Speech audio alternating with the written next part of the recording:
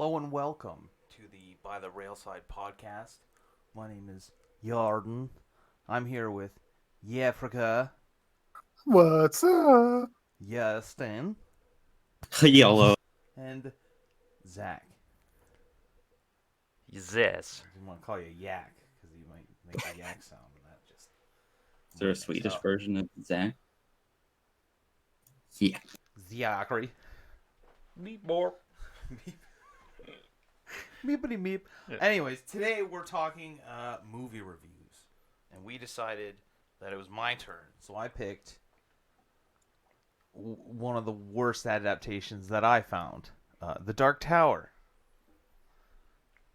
I have a very strong opinion of this movie, so I think I'm gonna turn this over to Jeff. What were your Hello. thoughts on the movie? I've never seen the book. Yeah, I've never read the book, so my opinion's purely on the like cinematic quality, I guess. And there's not going to be any comparisons to like what is or isn't in the books and all that kind of stuff. As for the cinematic quality, I thought the movie was okay. I didn't think it was a masterpiece. I also didn't think it was like absolute trash, but I definitely had some problems with mostly a lack of information. Uh like Walter, I think is that the sorcerer's name, Walter? Yeah, Walter. Is he the only sorcerer in the on the multiverse or whatever it is? Why does he want to destroy the universe and rule its ashes? Like to me, he was very much a Batty McBaddington villain. He had no motivation, he had no reason, he just wanted to do things for the sake of doing them, kind of thing. Yeah, they do so much world building in this and then just like do nothing with it. And I was just like, man, I want to know about this shit. Yeah. And with the gunslingers, are they trained in any sort of magic, or is their ability to like pick out a person from 7,000 feet away with their hearing, is that just training?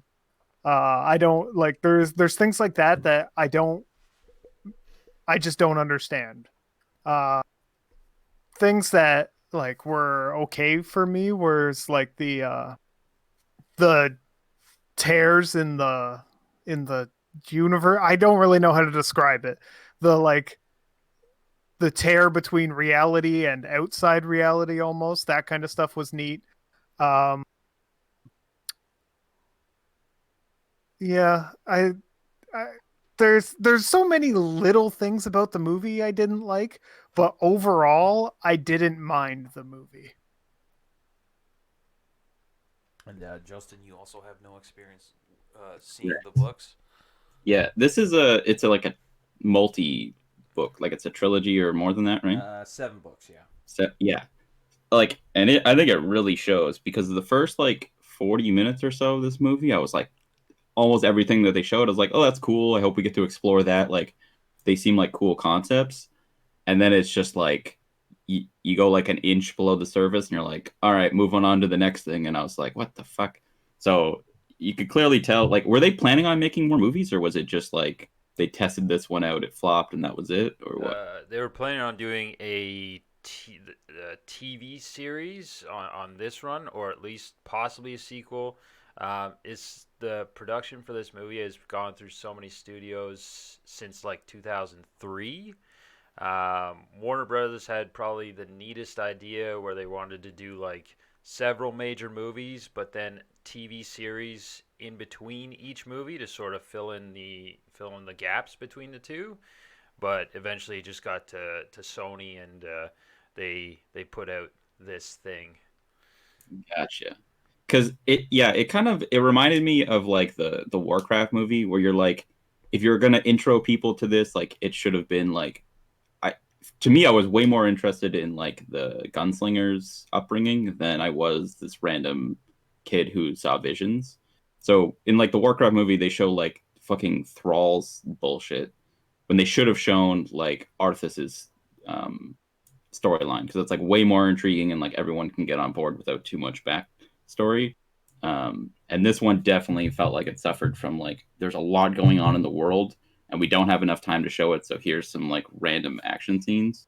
But yeah, I wouldn't say it's like an awful movie just because I didn't really know, like, if a character got fucked over that like I knew should have been explored more, I didn't really care because I didn't know anything about the character. But I can definitely feel like if I knew anything about this world, I would be mad watching it probably, because that was definitely me watching the Warcraft movie. But like anyone who doesn't know anything about Warcraft is like, it was okay.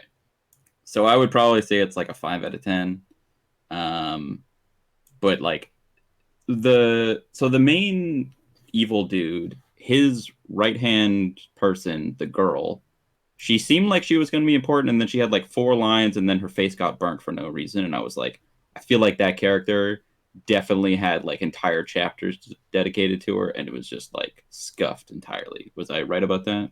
I don't think she was the right hand person. Wasn't she just like some rando because she showed up and then he was like, choosing a pretty face is good. It'll get you far in life or something. It seemed like he had just met her to me. I got the idea that the skin, she just chose a new skin, and that she Hmm. was like the leader of that thing. Like the scientist was obviously like doing most of the work, but she was like the overseer or whatever. Is the impression I got, anyways. I don't know. I can't quite remember, but I'm The pretty... girl in the red dress. Yeah, I remember her. I think it was just like a random crony that put on like the hot outfit, and then Walter was just like, "Nice, you're gonna stand by me now." But I And think it get was the burned dude in for the some wool reason. sweater. Yeah, he has anger issues. That was one thing I noticed, because I don't remember Walter in the books being as like all over the place with his emotions. Like he was always cool, calm, collected. He never like raged. But at that moment, he's like, something didn't go his way. All right, your face is now gonna have a burn mark because fuck it, I'm angry. He also wasn't very common in the books, other than like the first one. Yeah, he was popped really, up every so often. Yeah, but he was pretty sporadic with his appearances. Whereas this one, he was one of the main focuses. Yeah, and if she did burn her face, like why didn't she just change skins again? I think it's like super expensive and involved. Yeah, because I mean, well, even the ones that have ill-fitting skins are just always constantly readjusting, right? So maybe Yeah. I don't know, like, because I'm in the middle of that book at the moment. I don't know if like maybe they have to kill people to get skins, so maybe that's why they're so rare. Yeah. Was the innocence like of the children or whatever, like did they explore why that is even like why would like innocent like a child's innocent is something that's been explored like a billion times. I've heard a bunch of different stories, but like why would that be the thing that destroys the universe? Like that doesn't no, like, what was that? it's because of the power that's in it. So in the movie, it was called like the Shine. Yeah. So if you've seen The Shining or Doctor Sleep, it's almost like a little Easter egg. In the book, it's called the Touch. So basically, you have like these psychic abilities, and so I'm assuming that the innocence of them is that the children haven't been tainted by anything yet, so they still have that pure shine or that pure energy, so that they can harness that energy to destroy the tower. Basically, I get that it gives them power. I just didn't understand like why was there a prophecy about that being the thing that destroyed the world? And like I mean, it's a fantasy prophecy. It comes from nowhere just to progress yeah, the I story, guess right? it's just like a Deus Ex Machina, I guess, but like it could also be like because the one that the prophecy was talking about was Jake Chambers, and he knew absolutely nothing about the world, so he didn't know about the shine. It was just he thought it was having weird dreams.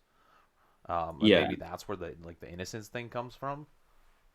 yeah, and like the gunslingers are all like they all like Wolverine healing and like live really long too, right? Like is that just like a ritual they go through, or they're just born with that too, just kind of like the shine thing, I think that might be or like is it like those children grow up to be gunslingers or yeah. something? So the gunslingers, it was like a royal family, pretty much. Like you were born into it, or you were part of the royal family. So like there was the lower tier and the royal family, or like pure bloodline, whatever. Because there is the line of Eld, which Yeah. was like I guess he was like the first or like the starting of the Yeah, the random gunslingers. Excalibur thing getting thrown in there, I was like, what?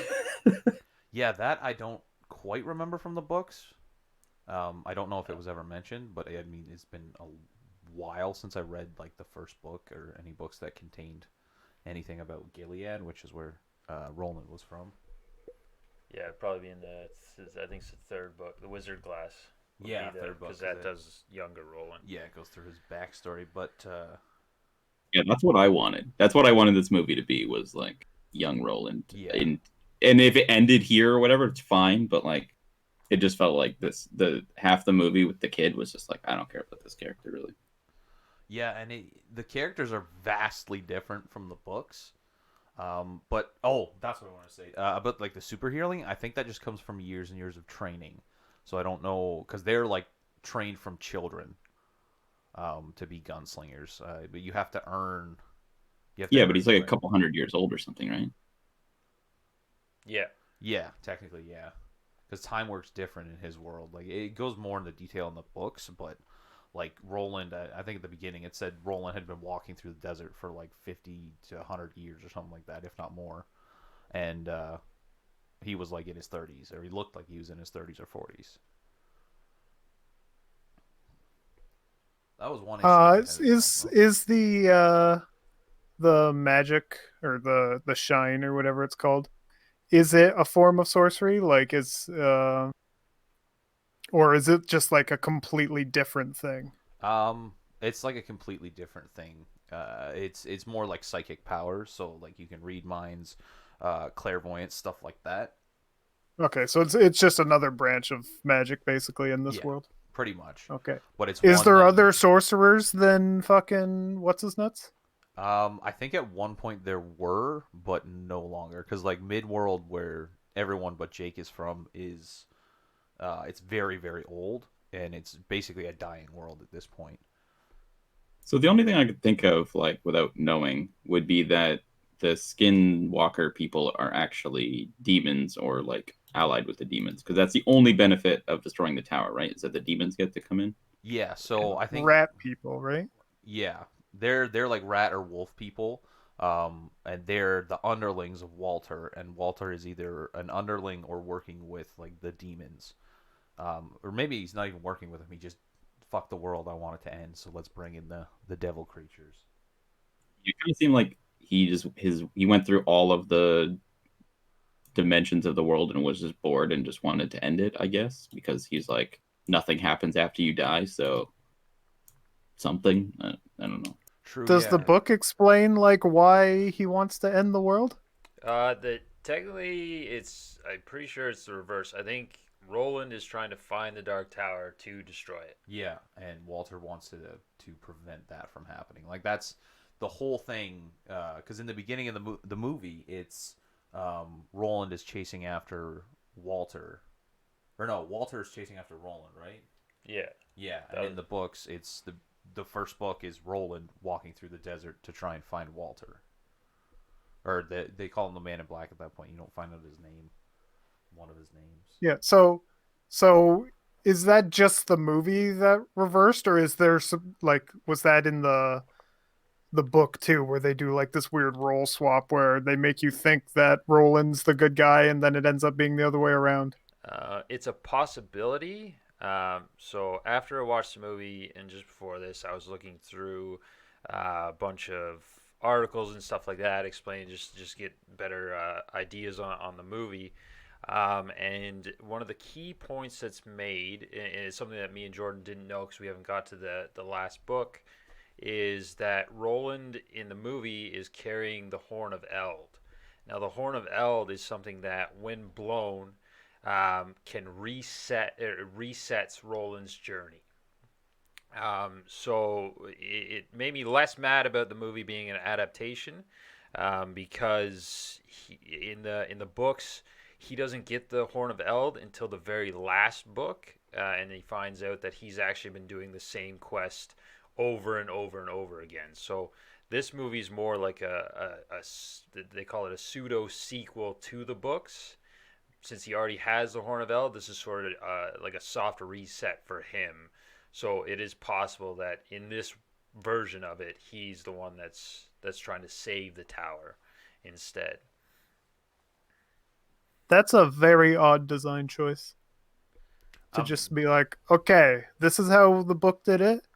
We're going to literally reverse everything and just say it's a sequel because he already has this one artifact. Yeah, I think it might have been just like a bullshit ploy that they put in the movie, like because you vaguely see it sometimes. Like he has something that vaguely looks like it in his bag, but he never Is that what takes that it weird out. backpack is?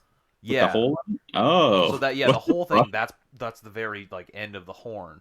So but they never Oh, bring it okay. up. So I think the Yeah. directors and everything they just put it in there. They're like, okay, so if slash when the fans get pissed, we'll just be like, well, no, because this is the reason why. Like it's not Well, actually we're not trying to redo it. We're just So was Stephen King like not directly involved with this, no, or he what? was. He actually when the trailer dropped, he tweeted out a picture of just the Horn of Eld okay. and said it's coming finally. Blah blah blah. Stephen King okayed the script and okayed the movie. He saw it. He gave his blessing on the movie, and I think it's because they worked in that adaptation of the Horn of Eld, giving it that so that only like when the hardcore fans saw the trailer, they would be like, "Oh, okay, that makes sense."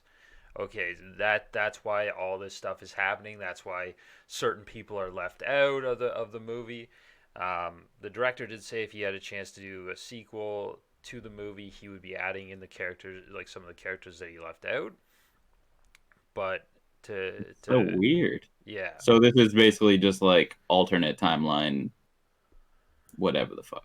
Yeah, yeah, so instead of repeating the same journey over and over again, he finally got it to a place where he survived. So I think in this one, because I know a lot of the times they're in the books, it said that he gave it to a companion every time. yeah, a dying So companion. Yeah, maybe this time he had no companions left when he actually got the horn. He's like, well, if I've been doing this for so long, I don't want to do this again. I don't want to kill my friends over and over again. So he's just like, all right, this is it. Gunslingers are dead. We're done. So And then the wizard at some point says like he says multiple times that he kills everyone that he gets close to. So like is the wizard does he exist in all timelines under the same mind and it's just Roland that gets rolled back? no. So he's in a bunch of different books. So Stephen King books are all in the same universe. So all his books are somewhat connected. So I can't remember the name of the book, but the gentleman's name is Randall Flagg. So in the books, Randall Flagg is actually a advisor to Roland's dad, and when Roland is training him, and he actually is one of the reasons why the war starts. Like he starts the war to kill all the gunslingers and stuff like that. And I think he convinces Roland's mom to sleep with him, and Roland finds out, and I'm pretty sure that's what yeah, happens in the Wizard of Glass. Yeah, either that or I don't know if he's like out as Randall Flagg, but he's pretending to be someone like the advisor, and then yeah, I believe he like gets his once he get like actually kills his dad, he takes over pretty much, and he keeps the mom on a short leash. yeah, Like I'm pretty sure that was like the part of the sorcery side. Like they actually used a spell on her, but Roland was just like, "Why you fuck the wizard, mommy?" yeah. In general, like just looking at it from a movie standpoint, and not the adaptation, like it wasn't great. It wasn't bad. Um, the Matthew McConaughey as the Man in Black, I definitely agree with the casting choice in that. He had the mystery. Um, I don't fully like Idris Elba as the gunslinger because the gunslinger is because of where it is, like his age and stuff like that. He's not a buff guy. He's honestly he's skin and bones Yeah, he's a twig. throughout. He played a good job. Um, there's a bunch of Easter eggs throughout the movie that reference different Stephen King movies and books and stuff like that, which was I thought was pretty interesting. Um, and then the differences between like the first time you see Roland actually doing stuff when that demon gets through and he's chasing Jake around and he's just sort of firing constantly, even though these bullets are supposed to be super rare in the world around them. Uh, and he's just going off, just rifling down this demon where it's literally like the gunslingers are one shot, one kill. That's it. One bullet, one kill every single time. Yeah, that felt weird. Like the double tap on almost all of the bad guys was strange. Yeah, but when they got to the sequence when he was in the Dixie Pig and fighting all those guys, it wasn't like there was a couple of guys that were double shots, but that was when you actually saw him like turn into gunslinger mode. Um, some of the reloading sequences didn't quite fully make sense, mostly like when he's reloading from his belt, single bullet style, and it's he's got to like sort of flick a bullet up and then push it down because of the way it's in the notches. And Yeah, I didn't understand that because like the way it looked to me, it looked like he was rolling his gun across with the chamber out, and then uh, they just sort of warped through the loops on the bandolier. Like I never saw anything pop up and go in. yeah. So other than that, Uh, yeah. real quick about the double tap thing. This I could be entirely wrong, but that could be because during the early portion of the movie, he had basically given up his gunslinger ways and had basically lost his faith. And that's when he was doing all the double tap and whatnot. And then near the end of the movie, the kid had basically reignited his gunslinger faith in him, and that's when he started banking shots off walls and stuff and doing single shot. Maybe that's the explanation for his use of bullets, but that's just how I saw it. Actually, Yeah, that, it could that be. does make sense. That's a good point of view. I never Yeah. even thought of it like that because later on when he's teaching Jake to shoot, he actually says like he hadn't said the creed of the gunslinger in so like how many years. He said so Yeah. many years. Yeah. So that would make a lot of sense actually. What else? Like it's kind of all over the place. So if you're not familiar with what's going on, like trying to get involved, like it's literally the beginnings of the movies are like Justin said, like it's just sequence after sequence after sequence. There wasn't really there's somewhat connections, but it's even like started out with the kids going in to get their minds warped up to destroy the tower, then Jake, and then it goes back in time to Roland and his dad fighting the Man in Black. Yeah. So it's kind of all over the place, but the general plot of bad guys trying to destroy something, good guys got to come through and kill it. It's a common thing, but I think they pull it off really well. And then just having Roland like knowing the books, like seeing them getting poisoned and stuff like that. It didn't actually happen that way in the books, but just different throwbacks after you read the novels and you see it, and you're just like, oh, okay, that's kind of neat how they did it, even though it's not the adaptation that I would have loved. Yeah, and I think the reason like because when he got poisoned by the demon, when he got like stabbed in the shoulder in the forest, the way that happened in the book, is the reason I think they did it the way they did it. So in the movie, he's already with Jake, and that's the main group. But in the books, there's what they call a quartet. So that's basically a group that is drawn together by fate, and they're supposed to be together. And Roland meets them on a beach. So he wakes up on a beach after meeting with Walter, and he's also like 70 years older than he was. And he sees 3 doors on the beach, and each one leads to a member of the quartet. And when he wakes up, there's lobster creatures on the beach that he calls lobstrosities, and one of those clips 2 of his fingers off, I believe his right hand, Yeah. and then that gets infected. And in the movie, he's like, yeah, okay. Jake's like, we got to go to a hospital. In the books, he just like goes into a drugstore, I believe, where he meets one of the group, Eddie, who's in a drug deal that's gone bad. Yeah. And he just like grabs some aspirin, and that's it. It's like, got 2 fingers gone, hands bleeding, it's infected. Oh, just give me some Tylenol. I'm good. I'm out of here. I like how they go to that hospital and he gets this treatment and whatnot, then they just walk out and they don't even like Yeah, I was like, ask this is who he is. America. That's not how Yeah. that works. They don't even like ask who he is or how they bill him or anything. They wouldn't even look at him if he didn't have like his insurance and whatnot on him. But I mean, that's just being real picky. But one thing that I hated that is being picky, but I don't give a fuck, is the very last like battle scene thing Yep. I know where what he's talking about. His last shot blows up the whole fucking building. where he shoots the straight bullet at Walter, then he turns and angles his gun and banks the next bullet off the wall, which then somehow accelerates fast enough to hit the wall and come back, even though it's got a longer trajectory, and hit the other bullet to deflect it and hit Walter. I would have been fine if he shot the banked one first and then shot the straight bullet, because then you can say, okay, the extra distance, time to shoot, he's a gunslinger, whatever. But the fact that he shot the straight one first and then deflected it with the fuck off. Yeah, I had a big issue with that because That last scene was very weird. maybe he was using his gunslinger powers and he had two different bullets. One had a little bit less gunpowder in it. Because technically, like if he was using the ones from his world, those are all handmade. Like he makes his own bullets. Yeah. So it would make sense, but that's a crock of shit, and I'm mad about it. Yeah. Yeah.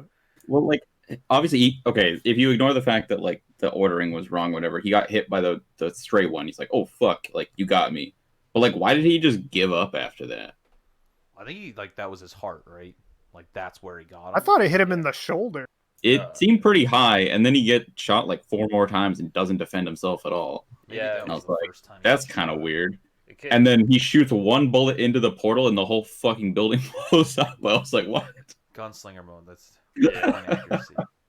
But just being the fact that maybe because he actually got shot, so he's basically like survived like everything. Like he's He's just truly a cannot die. wizard. Yeah, he just cannot die. So the shock of actually being shot and having it like in him just probably threw him off, and he'd be like, "What?" And then Roland went in and just You fucking with me? This He bitch was, actually he was a shot me. true, yeah. true wizard. He had like mage armor up for like 30 AC, but only 1 actual HP, and just died. Yeah, Yeah. glass cannon. That's what he was. Yeah, that's when Roland, I guess is his name, shot the glass ceiling for whatever reason, as if falling glass is gonna kill a fucking sorcerer. Walter caught the whole thing, not just the ones that were going to hit him, but he caught the whole fucking window and then threw it at him. Why was he only trying to stop the one specific spot that the bullet was coming straight at him? Why didn't he just like do the whole front force field thing he did before? Maybe he was Maybe just it's the overconfident. that or like because the trajectory is actually quicker, so you got to put more focus. I don't know how magic works, but I assume like it's all focus based. So the quicker something's come at you, you got to, and because the velocity on it's going to be huge, so it'd be like trying to stop a 60-mile-an-hour transport coming at you, or compared to like Timmy the chunky kid down the street just bowling Not at you. Timmy.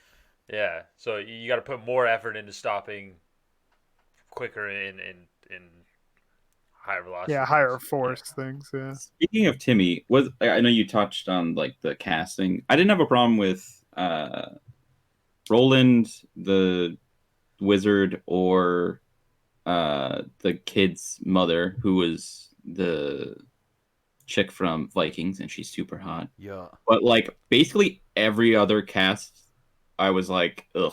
Like the stepdad was just like weird robot man, like he had no emotion at all. And the kid's best friend was like, I had to look him up because I was like, how is his like Boston accent so bad? And he's just like, hey, I'm walking here, but he's like, he's Italian, and they made him do a Brooklyn accent. It's like, why would you do that? Like, just get someone actually from there if that's what you wanted. Like, it felt so weird. That Yeah. I thought might have been a nod to one of the characters from the books, Eddie, which is like one of the group, the main group, because he is supposed to have like a Brooklyn accent, like he's a Brooklyn boy from It was the so bad. 70s, Like I 80s. would rather you do the accent, like than fucking whatever that was. Like Yeah. that, I don't understand. Yeah, the lack of the other characters, I think, is what did it to me. Because just in general, like, not even if you just did like do a TV series so that you can actually like dive in and explain everything, or if you're gonna do a movie, like if you're doing movies about large series of books, you got to do a lot of movies. You got to set it up and then based off each one, you got to do it Harry Potter style. Just do two movies for the last book. Like, fuck, you can't jam everything in, or take something that has such a big following and people thoroughly enjoy, and then just throw it all into an hour and 40 minutes. And then, because you also want to bring people into the world who have never experienced the world. So the fact that you're leaving out like these key characters that because the whole throughout the whole book, each character has their own journey. There's like Eddie, when he first finds him, is a huge heroin addict who thinks that, and the way that Roland treats him is just like, you're just a junkie. You're here, and I don't know why you're here because we haven't figured that out yet. But like, come on, like, you suck. And he's trying to prove himself, and eventually he does. He actually, Roland gives him one of his guns, which is cool. And then there's Susanna, who is, she's got no fucking legs. Yeah, they got just cut off by a train. wheeling around, and she's got multiple personality disorder. But these personalities come forth, and they'll actually it's almost like she blacks out at certain times, and she's like, oh fuck, what I do. She's got one that's like super racist, even though she's like a black lady. She's super racist towards white people. The other one is just her. And then eventually she gets impregnated by one of these demons that are flying around. So there's so much you can explore in these books, and they just chose to use a trinket and soft reset everything so that they could make somewhat of a profit, instead of actually being like, hey, the fans would thoroughly enjoy this, both readers of the books and non-readers of the books. And I'm surprised Stephen King was just like, yeah, just throw it out there, not like, hey, you know what would help me sell more books? Not that he needs help, but if you get all those people that realize that, oh, this is based off a book, okay, let me go see what the book is, which I highly recommend. If you guys got the time, read the Gunslinger series, the Dark Tower series. It's fantastic. Yeah, I'll never really understand that. Like, obviously, a book, like, nothing can do better than a book at giving you time to explore individual characters and stuff like that. Like, that's what makes books so good. But like early Game of Thrones, like, they spent the time to establish those characters so that when they died or when things happened, like, you felt it. And then, like, obviously, like, when you go the Hollywood way, then you get like season 7 and 8, where it's just like all the characters are like surface level and the decisions they make don't make any sense. And that was basically this movie, just like condensed into like very surface level stuff. Like, I was hooked in for the first like 20-30 minutes, and then like they just, like I said, they didn't do anything with it. So I was just kind of like, it just turned into kind of a The movie got progressively worse the longer you watched it. Yeah, and same with the CGI. Like, it started to fade at the end too. Like, they ran out of money or something. Like, it got really weird. They got a budget crunch right at the end. They're like, all right, hire the Asian kid that hangs out back, and he'll finish the rest of the CGI of the movie. I agree with Zach with like they needed to include the characters. And at the beginning, I was super pissed, and like anyone I talked to about this, because I raged about this back when the movie came out for a long time. Yeah. Everyone thought I was racist. I'm not. I was just mad because they hired Idris Elba to play Roland, because in the books, Roland is like a pasty ass white dude with like bright blue eyes and black hair. And the reason that's important is because Detta, which is the racist form of Susanna, always calls them like gray meat and shit like that. So you get to progress. You get to see the progression of her character through Roland, like how she treats them. Because I think it's eventually like She was Detta slash Odetta, which was her split personality, and later on they like all fused into one, which was Susanna. Yeah. Um, and you get to see like just her transformation alone was incredible because it turns out that I think it was Walter was the reason that she has split personality. Yeah. Because like he'd been following her around for a while, like he dropped a brick on her head. That's what caused the split, Yeah. and then also pushed her onto fucking on the rails as a train was coming, and that's why her legs were cut off. Yeah. So Why is Walter, he just fucking with her? I think because he is like in all timelines, like when it on the walls when you see all like "Hail the Crimson King," Yeah. that's him basically. That's his. Yeah. That's the Randall Flagg persona. He is the Crimson King, and in the final books, when I was doing my article reading, that's who Roland is fighting at the end when he gets to the Dark Tower. Is the Crimson King. So I think because he's in all these things and because of the Horn of Eld, so he's experienced all these things as well as Roland because it resets all the journeys, so he knows what's going on. So throughout the books, he probably went through and he's just like, I gotta find a way, I gotta kill these guys. So I think he was involved somewhat in Eddie, but I can't fully remember. But yeah, he fucked with Susanna. He originally fucked with Jake. Like that's how Jake got into the world in the first place. Is he pushed Jake in front of a car? And yeah, and then he died, and then got sent to Roland's world, and then on Roland's way with Jake to go meet Walter or to try and find and catch Walter, Roland let Jake die. Like they were in a ravine or something like that. They were going through a mine and there was a ravine, and Walter had the choice: save Jake or follow Walter. And he chose to follow Walter. And I think Jake had one of the best lines in the that I've ever read. And I don't want to say exactly the quote because I can't do that. But it was something along the lines of, "Yes, go on, leave me. There are other worlds than this." And then I don't know, I can't remember how it happened, but they had like there was a split in the timeline because then Jake woke up back in his own world, and he and Roland both had the knowledge that like Roland was like, I let this boy die, but the boy didn't die, and Jake was like, I died, but I'm alive. Yeah, and so I think that's kind of where they got like the dreams and stuff from for this movie. Mm-hmm. Um, but yeah, it was. I don't know. It just offers so much more questions than it does answers for anyone who's going to be new to it, which sucks Yeah, I because like agree. you want to draw people in, but and then all of a sudden you're just like when people walk out of the theater and be like, what the fuck? Like it's Yeah, like walking out of a Borat movie or something. You just Yeah.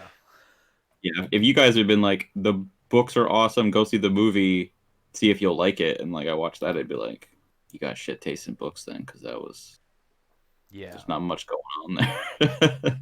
I had the idea today, like, to if they were gonna do it again, or like if I could go back and make a suggestion to the people making the movie, take the original four, but change Jake to a black kid or whatever you want to do, person of color for inclusion, and then change Eddie to a girl.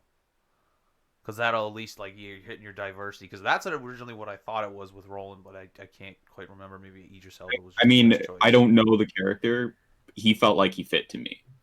Yeah, but- like he did a great job for the movie, but it like I had yeah. when I was reading the books, I had an actor in mind. I don't know if you guys have seen Supernatural, but there's a guy who plays an angel, and he's always very stoic, and there's no emotion in his voice, and it's just like right down to business.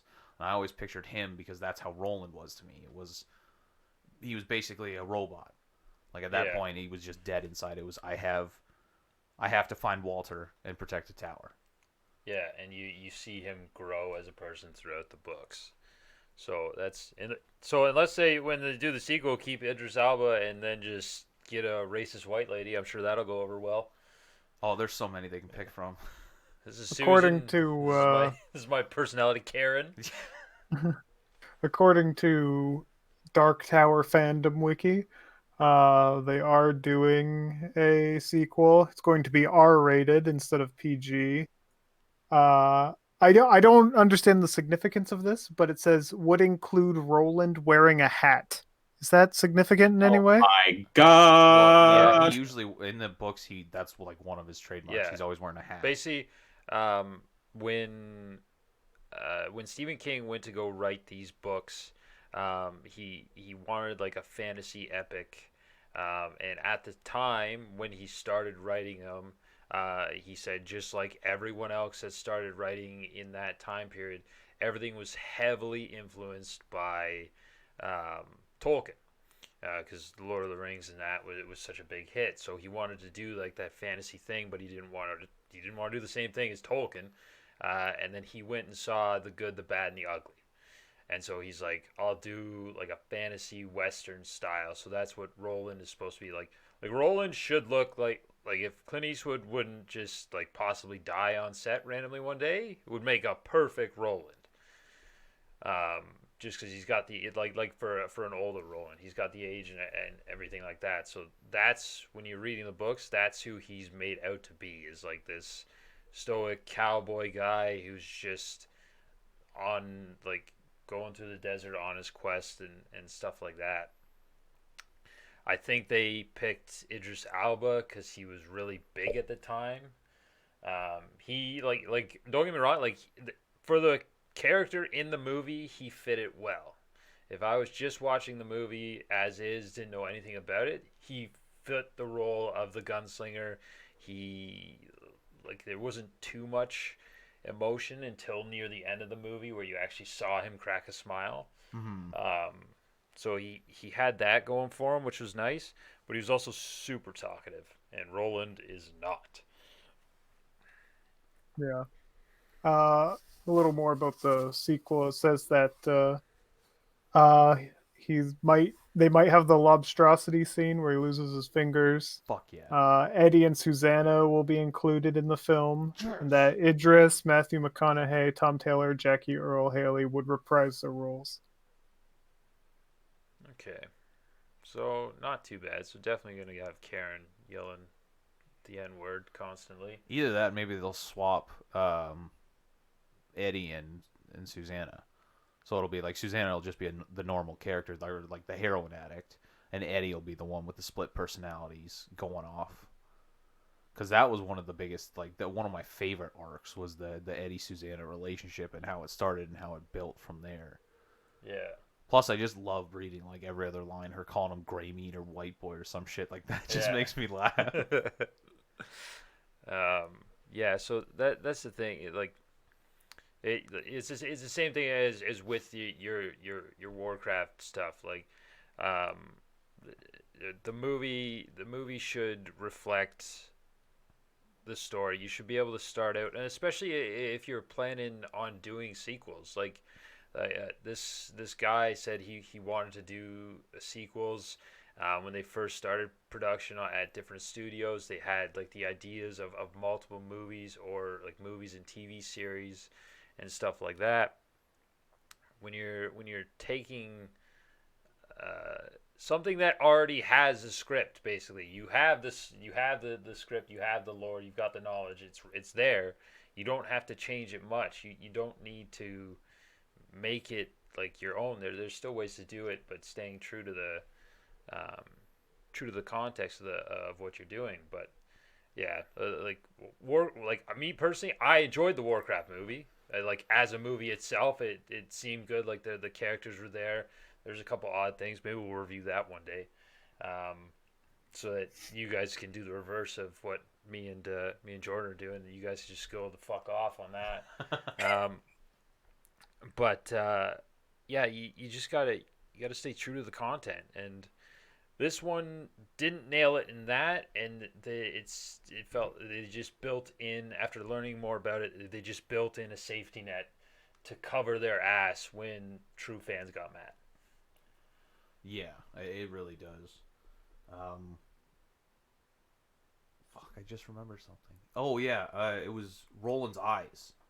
One of the reasons I wish they would have done it because if I'm remembering correctly, like when he goes into his gunslinger state, like I'm about to kill like everyone, his eyes change from like a bright blue to like a steel color, almost like they go gray. Yeah. And that was one thing that they hit on as well. It's a weird thing to miss that takes no effort at all to do. You just throw some contacts in. Exactly, yeah, or use your horrible CGI. Yeah. Like there's so many things, like little things that they could have done to try and capture more of the original context. Like the original books were filled with shit that they could have used. I think the problem is that like the people that make movies, or at least have the money to, like the executives that have the money, they need to have their own input, and they're just like soulless fiends that like don't understand anything, and they're like, here's this thing, I think it should be this way, even though I never read the content or anything like that. Like Avatar got fucked over like that. I'm sure Warcraft did too, and it's just people that have no idea what the story is or where it's going, and they're just like, well, we need to have the Hollywood love interest and blah blah blah blah blah. Like they even tried to throw it in with this thing at first with the weird goat herder.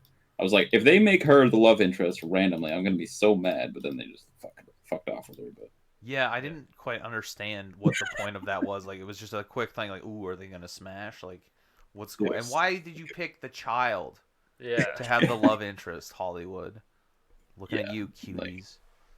like they always do that, and it's I don't know. It's too many hands in the pot. Like, I think they should just Yeah. find a good director, bring in the author, and then let them take it. Yeah. Fine. Because that way you're getting. Don't the let the original source author material. leave halfway through, otherwise you end up with Game of Thrones. Yeah, chain him up if you Yeah. fucking have to. Well, that's what like that's one of the reasons why like early on like the Marvel movies got so good in the start is because Jon Favreau had like a pure love for the comics, and he wanted to tell the story as good as he could, and Kevin Feige was there, and he again loves the comics and everything like that. And so because he had that studio behind him, he had the leadership of that studio, and then Disney was just like, yeah, go for it, this is going to make us money, probably we'll try it out, and then they set up this path. Whereas if you get something like the DC universe where you're just like, holy fuck, how many Batmans are you going to have, just because that's the only property that you own that makes money, because and then you get like now that they're coming out with the Schneider cut next year of the Justice League, which is like apparently what it should have been, instead of having Joss Whedon come in and just be like, no, you got to have Barry Allen fall into Wonder Woman's tits Because as funny. a joke. Yeah. Straight out of anime. Yeah. And it's stuff like that where it was just really there. And I don't know, or when the directors get too excited, or the writers get too excited, and they're like, oh, we gotta have this, we gotta have this, we gotta have this, but there's no connection between any of them really. Like, Yeah, like they could, for the Dark Tower anyways, they could release a 2-hour movie just explaining the first one, because there's so much backstory that they didn't touch on at all. yeah, like there's a part where Roland goes through and literally kills an entire town of people. Yeah, Goes into gunslinger mode and massacres a town in the first book, and then he goes through, and then it's insane. That's why it bothers me so much. But in the book, Roland's trying to blow up the Dark Tower or whatever. Why? I believe that's where like where the evil's lying. It's either that, or he's just instinctively drawn to this tower. Like that's his quest. I think it came down from his father. He wants to get to the tower. I'm pretty sure it's to destroy the tower, because and then when you see Jake draw that little map or whatever it is, the lines going to the tower are actually they're beams that are holding basically reality together. So when those beams break, there's another shift, and then that's where you see like worlds intertwining with each other, and you get those fallouts, and then The crossovers. yeah, and then there's actually like guardians at these beams, but the war caused an end in all these beams to start snapping.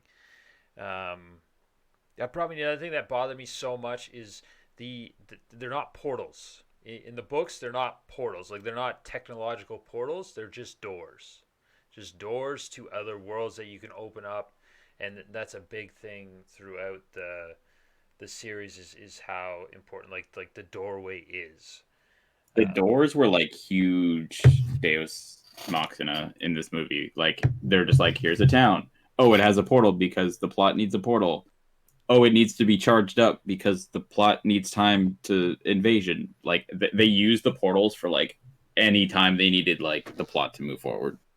Yeah, which didn't happen in the book. It was all doorways. There was certain doorways where they were harder to open. You had to use like the seer in the movie where they have the sight or the touch. That's what it is in the books, and it's that magic or psychic ability. So there's a certain door they can't open. They actually need someone, like a whole group of these seers, to actually open up the door so they can get to different spots in the timeline, because it's all throughout time. That bothered me because like they're not portals, and everyone in the world is scared of the technology. So technology is what ravaged Midworld. So anyone who goes near it, they're terrified of it. They wouldn't be using it to power up fucking portals, just to zip a guy over because he's like, I gotta go. See ya. Yeah, in the fucking, that's one thing I forgot about. In the like goat herder town, when they were trying to power up the portal, they had those like great big cogs, and they had two of them that were supposed to be interconnected. Turning one cog would turn the other one. One cog was turning, and the other one was just sitting there doing nothing, even though they were clearly supposed to be linked and whatnot. I was just like, how do you electricity? Yeah, how do you fuck that up? Like, that's literally the only purpose for this thing to be in this shot, and you just like, nah, it's fine. Yeah. Although when all those guys started coming through the town, I thought it was absolutely hilarious when the lady with the baby just bailed, but she bailed face first, so clearly that baby would be smushed. And then she just got up, and she's just like, and the baby's just crying, and you're just like, you crushed that baby. You ruined that baby. That's how you make Stewie. Yeah. It's new fucking Conehead baby. We're running through the streets. I wanted to look it up, like why Roland wanted to go to the tower. So in the books, the tower is it's kind of vague and specific at the same time. Like, some people say the tower is in its own world, so it's in what they call End World. It's the last place they go. While at the same time, all the other universes are in the tower itself. So basically, the tower is just the thing that's holding the universes up. And if that's destroyed, every single universe is destroyed. And every universe is parallel. So, like, our universe, we have Coca-Cola. There's the universe next to us is the exact same, except they have Nuzzle Cola. So there's like one thing is different. Nuzzle Cola. Yeah, my it's favorite. Because like in the books, you can see a lot of things that are very similar.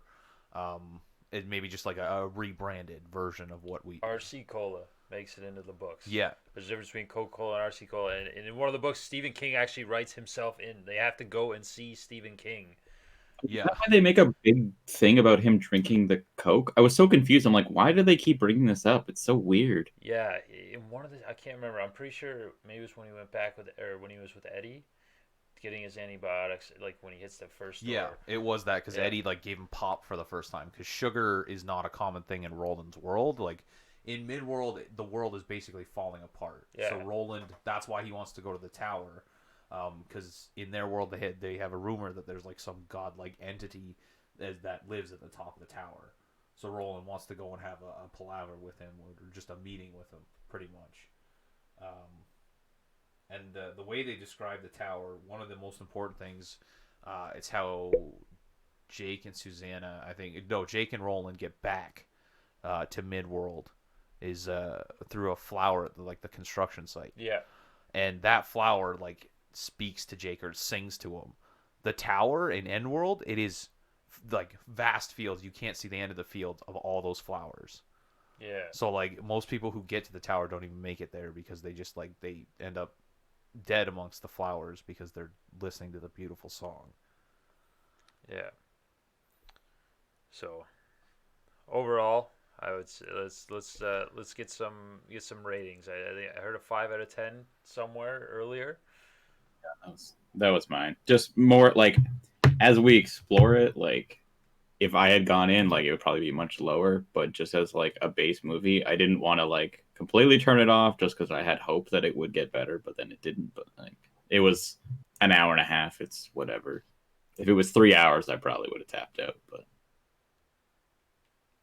I'd probably give it like a 5.5 or a 6. I enjoyed the first part of it, and then it progressively got worse. And like you said, I ended up with more questions than answers by the end of it.